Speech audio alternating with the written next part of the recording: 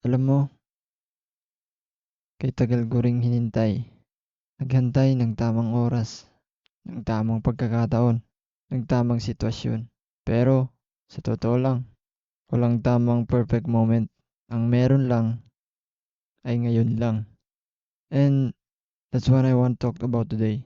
Starting now, we're taking the first step because nobody will push you but yourself. Minsan, iniisip natin, siguro kapag mas handa na ako, kapag mas marami na akong pera, kapag may sumusuporta na sa akin. Pero habang naghihintay ka, lumilipas yung oras, lumilipas rin yung pagkakataon. Kaya naisip ko, bakit pa ako maghahantay kung ako mismo pwede nang magsimula? Walang ibang tumulak sa akin, kundi ako mismo.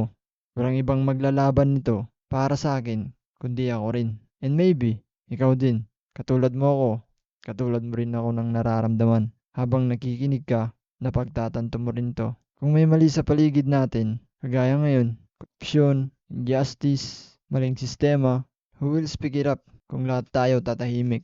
Kaya kailangan nating maging boses para sa mga taong walang boses. Sabi nga nila, be the voice for those who cannot speak for themselves. Naalala ko pa minsan, I felt so small, na parang sino ba naman ako para magsalita, para kumilos, pero na-realize ko, every change starts with one person.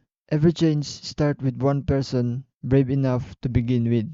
Isa lang ang magsimula pero pwedeng dumami, pwedeng lumawak. So, if you're waiting for a sign, eto na yun.